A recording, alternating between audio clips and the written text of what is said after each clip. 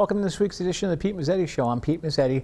My guest this evening is Brenda Bergeron, who's the Deputy Commissioner with the Connecticut Department of Energy Services and Public Protection. Deputy Commissioner, welcome. How are you? Thank you very much.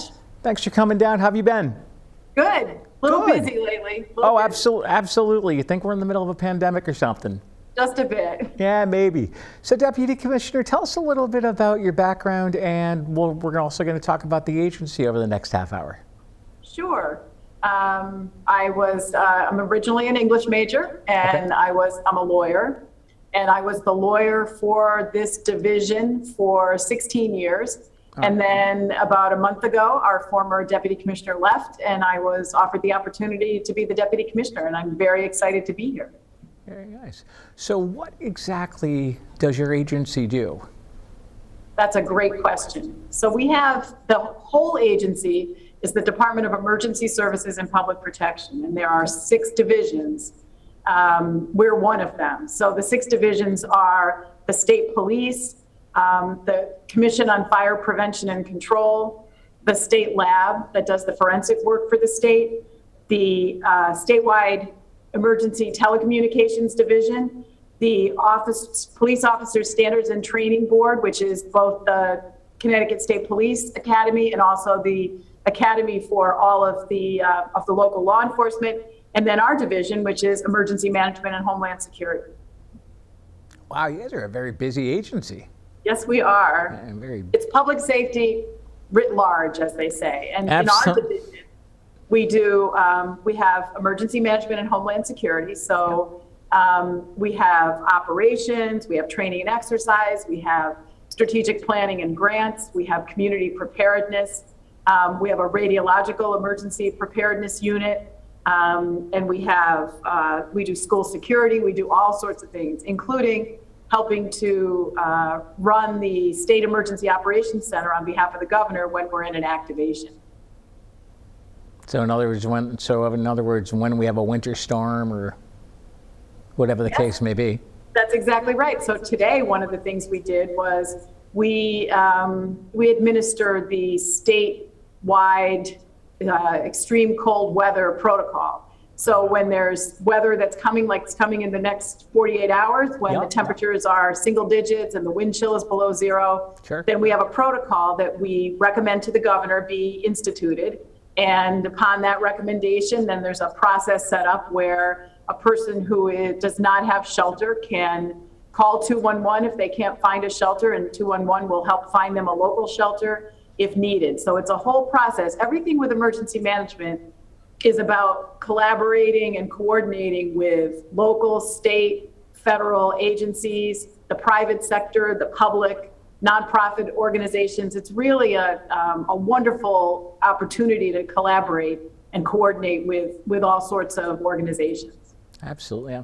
Now, you said you had 6 divisions. Can you maybe tell us a little bit about each division? So in the larger agency, the 6 divisions are the state police, the scientific services, the fire prevention and control. So Connecticut doesn't have a state fire department, but they do have an organization that helps to oversee all of the regulations related to fire service, provide the training, things like that. Statewide emergency telecommunications, which basically helps to regulate the E911 system. And who did I leave out? And the training units. So the police officer standards and training, which is for both local police and then for the Connecticut State Police Academy as well. In our division, we have emergency management and homeland security. So on the emergency management side, which has been very, very active lately, we have training programs that include school security, training on school security. We have a great deal to do lately with regard to activations. So since March of 2020, we've been activated with regard to COVID response.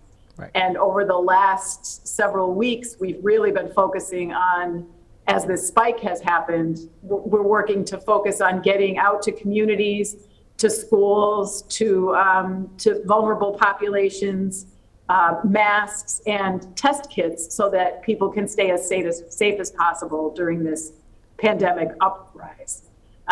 In addition to that, though, during the course of the last several years, we've also had a number of severe storms that have resulted in us getting major disaster declarations from the president. And some of the events that have happened over the last year or so include Isaias, which we got a declaration for, and then most recently, the remnants of Hurricane Ida, which when they came up through Connecticut, really caused some catastrophic flooding, particularly in Fairfield County. And there are two types of federal FEMA assistance that we most often apply for.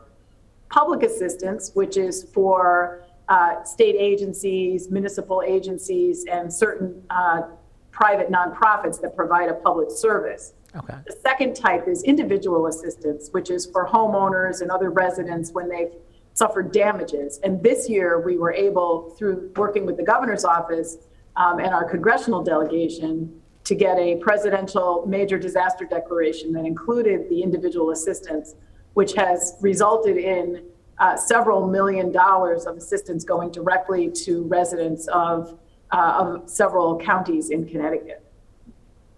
Well, you guys are very, very busy. Sound like a very busy very busy agency. We are, and that's what we do that you see on the front line. Yeah. When all these disasters happen, we then implement the disaster assistance programs, which involve a great deal of administration and management of grant programs. So, for example, right now the state has brought in through FEMA about $270 million in federal money to support the COVID response, both for hospitals, for state agencies, and for municipalities. And that money can be very important to keep the systems going as we try to recover from disaster.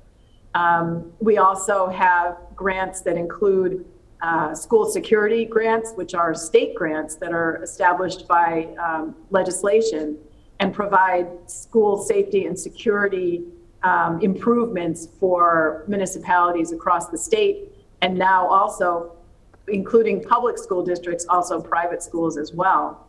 And this year, we've begun to implement a nonprofit security grant, which is, again, state grant money to assist nonprofit organizations in enhancing their security. So that's another area that we're involved in. Let's talk about the nonprofit security grant. Can you tell us a little bit about it? So there was a recognition, unfortunately, in this day and age that in addition to schools needing enhanced security, nonprofit associations might need it as well. So whether we're talking about houses of worship or domestic violence shelters or other organizations like that, they may need to enhance some of their security. And so the state legislature passed legislation, and the governor signed it into law, that gives those organizations the opportunity to self-assess and determine what their security gaps are. And then there are certain things they can do to enhance their security, and we help to implement that program. Now, you also mentioned at the beginning of the show that you guys are responsible for cold weather protocol. Can you maybe tell us a little bit about that and how that works? Yes, so that's again, this is a great example of how emergency management operates, because it brings together municipal agencies and nonprofits like United Way 211 and Red Cross and the Connecticut Coalition to End Homelessness, and then state agencies like Department of Social Services, Department of Mental Health and Addiction Services, and Department of Housing, along with DEMIS, to work to make sure that when it's very, very cold like this, people will be able to find a place to stay if they are homeless. And so we work with those organizations to provide the access to 211, which then keeps a list of, we keep a list of all of the emergency shelters or warming centers that have been set up by municipalities, and 211 has that list, and they can refer someone who calls to the closest facility that they might be located near. Now, the warming shelters for the cold weather, are they open around the clock, or are they only open certain hours, or does it depend on the community? It depends. It depends on the community. And what we did this year, which is interesting, I think, based on some of the climate issues that we face, is we also set up a severe hot weather protocol so that there would be cooling centers available. Ah. One of the things that we discovered over the course of a number of the disasters that we faced in Connecticut is that most Connecticut residents would prefer to go to a center to charge their electronic equipment, whether Right. it's their computers or their cell phones or whatever they need for medical equipment, take a shower someplace, get something to eat, and then go back home. Most people do not want to stay overnight in a shelter if they can avoid it. No. And so what the municipalities have done and done a phenomenal job of is to create regional multi-jurisdictional shelters, multi-jurisdictional warming centers, sometimes in one town, sometimes maybe a bunch of towns working together, each of them providing a service at that shelter or center location. And those have been very, very successful in assisting residents during times of power outages, extreme heat or extreme cold. Now, how have you guys been doing since the start of the pandemic to where we are now? So we've been very, very active. As emergency management, again, we help to coordinate things. We are the connection to the Federal Emergency Management Agency, to FEMA. We work with our public health partners. Public health is the lead. And then we are one of the support agencies. So we help to get the resources where they're needed. We collect resource requests. Right now, we've been collecting a lot of requests from municipalities for masks. And we collect it, we help to distribute it. We work very closely with the Connecticut National Guard in that effect, and they work with us to help get the materials out. We're set up into 5 emergency management regions, and those are across the state. Since we don't have county government, we have these 5 DEMIS regions. We have a regional coordinator in each of those, and that regional coordinator reaches out on a very regular basis, mostly daily, probably, to the municipalities in his region to find out what their needs are, to have them communicate and pass along to us what their resources are that they might need, what their issues are that they're facing, and then we help to try to find the resources to support their needs. Deputy Commissioner, would you mind sticking around for another segment? Absolutely. We'll be right back. Thank you. Information is power, especially in times of uncertainty. In the age of 24/7 breaking news headlines, viral tweets, and social media rumors, we all need to take extra steps to verify information before accepting and sharing what we read online. Whether inaccurate information is purposely posted to deceive or defraud individuals or shared unknowingly by people who believe it's true, misinformation can be dangerous. Is there a vaccine? Are certain blood types immune? Are additional stimulus checks coming? When will we open back up? Questions are expected, And they deserve accurate answers. We need you to rely on information from official sources and credible subject matter experts. For both Connecticut-specific information and federal resources, visit ct.gov/coronavirus. Welcome back to this week's edition of the Pete Mezzetti Show. I'm Pete Mezzetti, along with Deputy Commissioner Brenda Bergeron. Deputy Commissioner, welcome back. Thank you. Thank you. So, Deputy Commissioner, I know we talked a little bit about this during the first segment. Can you tell us about the agency and exactly what your responsibilities are, and maybe in detail a little bit about each responsibility? Absolutely. So we talked a little bit about the State Emergency Operations Center. Yeah. What my division does is to keep it running and to operate it when we're in an emergency situation. So when you see the pictures of the governor at a podium with the 2 flags behind him and the state officials behind him, that's at the Emergency Operations Center, which is located in the Hartford Armory. Yep. So we have what we call the fishbowl, which is where the governor sits with his staff and his unified command, which is made up of the state agency heads. We have what are called task forces, emergency support function task forces. When we have a very large emergency, then those task forces are activated, and their leads are also sitting in advising the governor, as well as when we have storms involving natural hazards like electrical outages.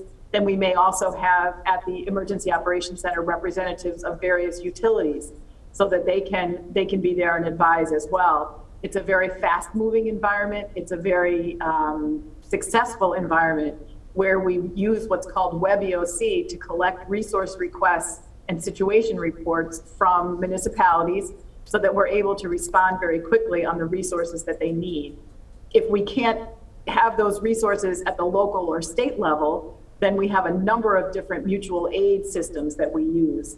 One is called the Emergency Management Assistance Compact, which is an agreement among all the states of the United States to assist each other if in a time of an emergency. So we can put in what's called an EMAC request and ask for assistance from states near us to states all the way across the country. And an example I can think of where this was used was we had some storms several years ago. We had some really record-breaking snowstorms, one after another.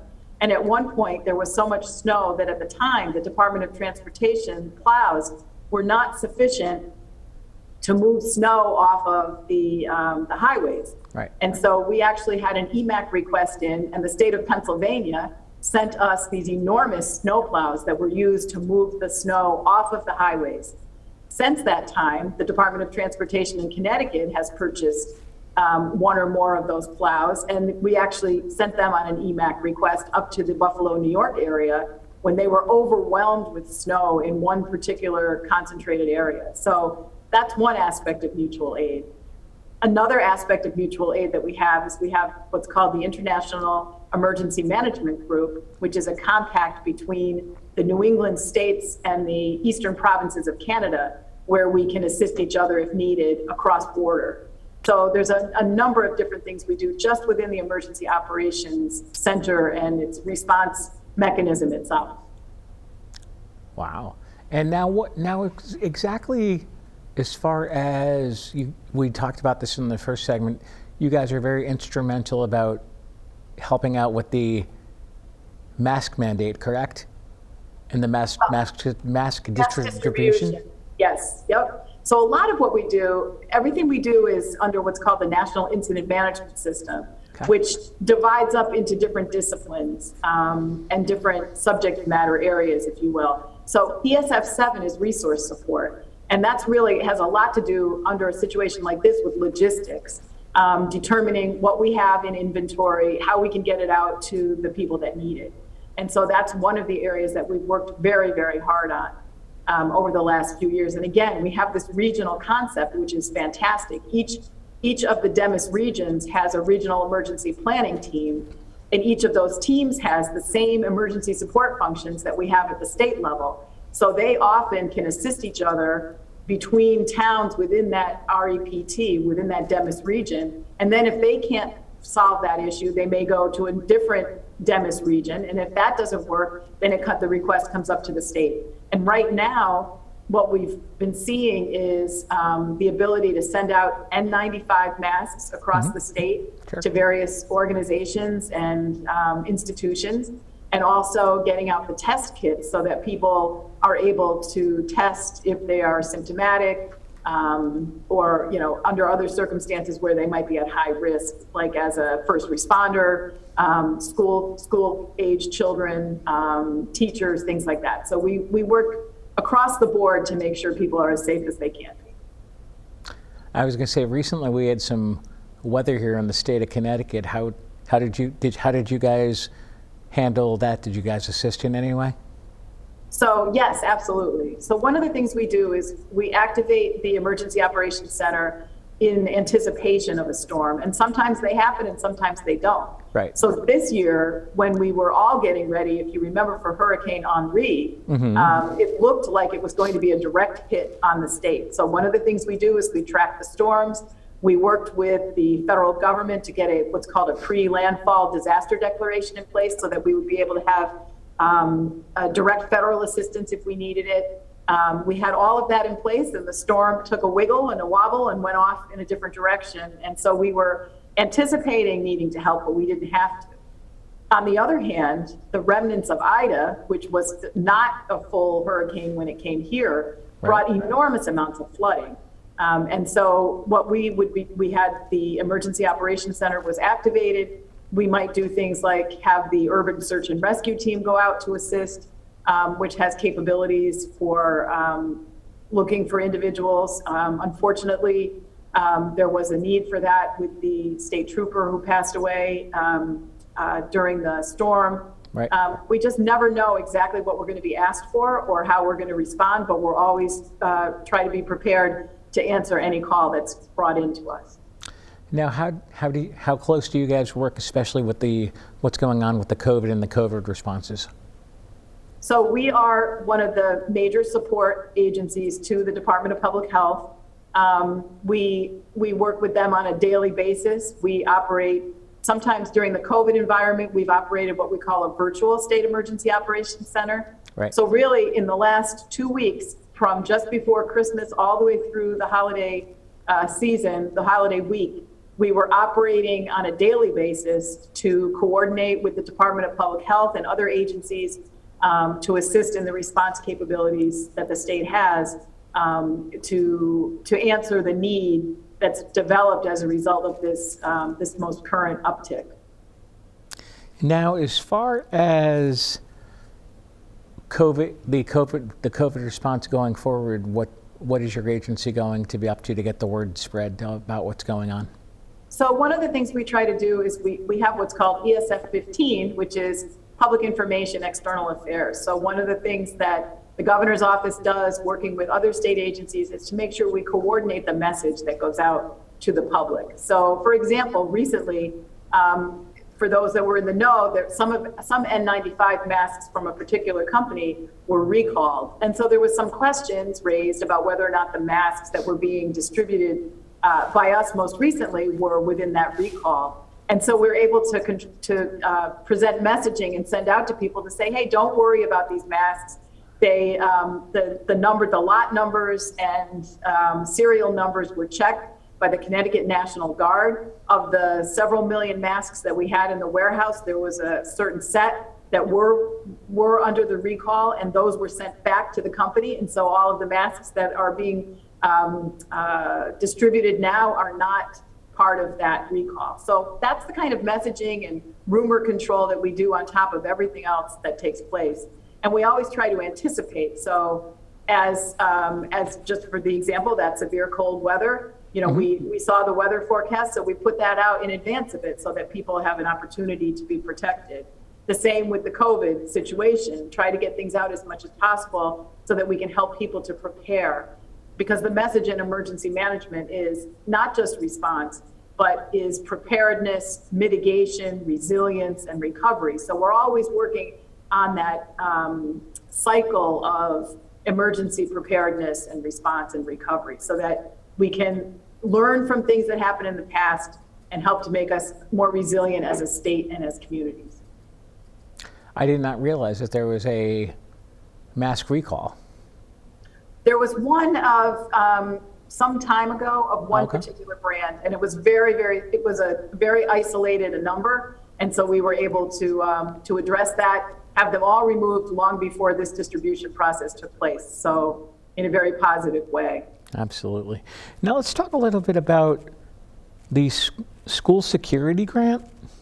Yes. So there's really a couple pieces to school security. Sure. Certainly in the wake of Sandy Hook, which was my alma mater, the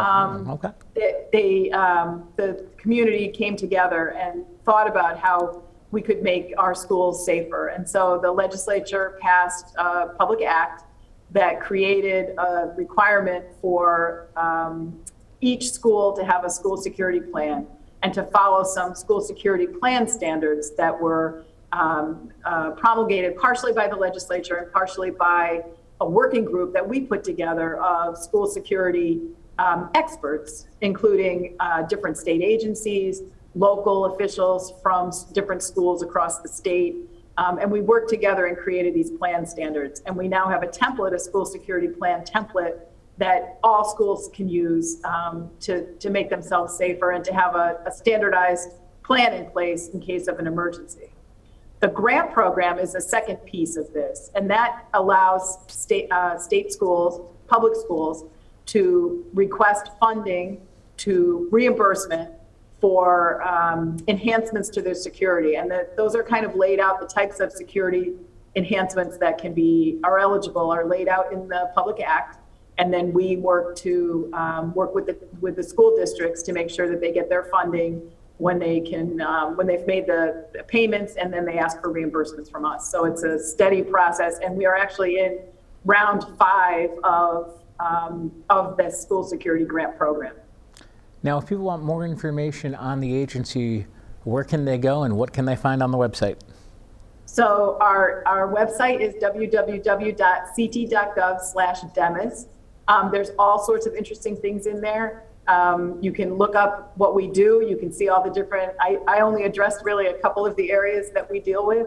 Right. So you can see all the other areas. You can also, there's an app called CT Prepares that can help you with that. And I saw on the commercial in between our segments, the ct.gov/coronavirus, which is very handy on information pertinent to current advice on the COVID. So that's a really good place to look to. Well, Deputy Commissioner, thanks for some time, and hopefully we'll have you on again soon. Thank you. I was glad to do it. No problem. Thank you, ma'am. On behalf of Deputy Commissioner Bergeron, I'm Pete Mezzetti. Thanks. Good night, and we'll see you next time.